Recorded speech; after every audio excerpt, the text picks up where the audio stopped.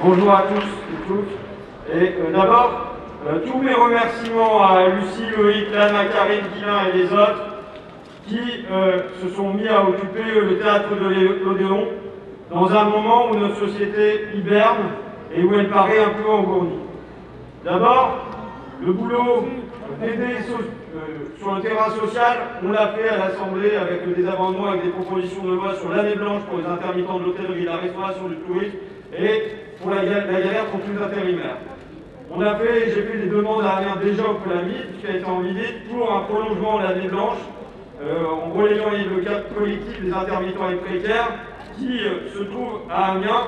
Et pour moi, ça va de soi que le minimum dans un temps comme celui-là, c'est l'année blanche pour tous les intermittents du travail, qu'ils soient du spectacle, de l'hôtellerie, de la restauration ou du tourisme. C'est la base du minimum.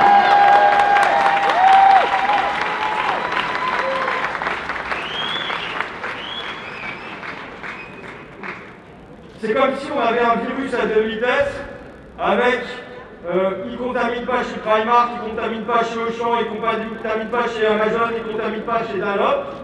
Mais dans les cinémas, oui. Dans les théâtres, oui. Dans les universités, oui.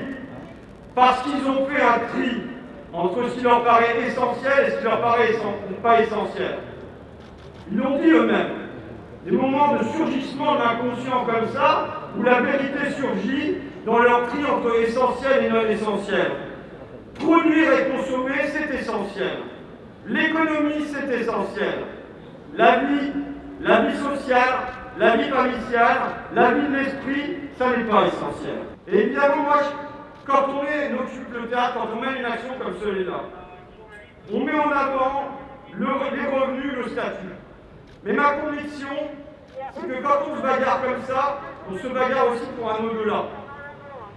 On est dans un au-delà du rester chez soi. En fait, c'est une révolte aussi contre le rester chez soi. Et je crois qu'au-delà de la colère, c'est transformer la colère en désir.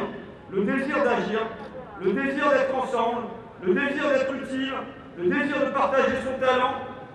Et moi, au-delà du défensif, du statut des revenus, pour les intermittents et pour la ministre, je crois qu'aujourd'hui on devrait être dans de l'offensif. On devrait être en train de se demander quelle place doit occuper la culture ce printemps, cet été, dans le monde qui vient. Et presque, je vais dire des conneries du coup, et puis après ça va faire des messages sur Twitter, et puis tout le monde va en vouloir, comme d'habitude. Mais de se dire que la fermeture des lieux peut être une chance. Peut être une chance pour propulser la culture à l'extérieur.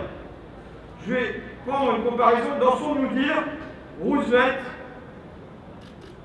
face à la crise du monde des artistes, il avait envoyé des milliers de comédiens pour faire du théâtre itinérant sur des pièces d'où ont émergé Orson Welles, Elia Kazan, Arthur Miller. Il avait envoyé 2500 musiciens pour jouer de la musique partout dans le pays.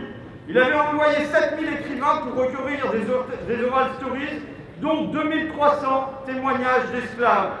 Il avait envoyé des peintres, dont Jackson Pollock, qui n'est pas connu, dont Mark Rothko, pour peindre des fresques partout dans le pays, 2500 fresques peintes. Il avait envoyé des photographes pour prendre des gueules un peu partout dans le pays. Et je crois qu'on ne devrait pas seulement être dans le défensif, mais qu'on devrait dire à la ministre, maintenant c'est le temps d'être dans l'offensif.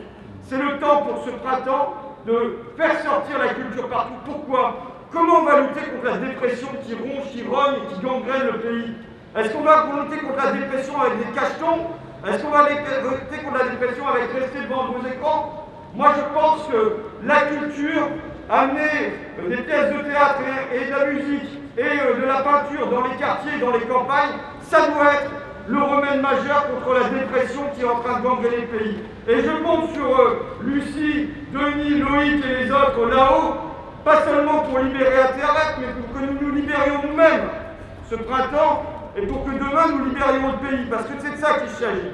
C'est pas se laisser gagner par l'abattement, par la résignation. Voilà. Et à la fin, c'est nous qu'on va. Oh, c'est mou. Et à la fin, c'est nous qu'on va. C'est mieux.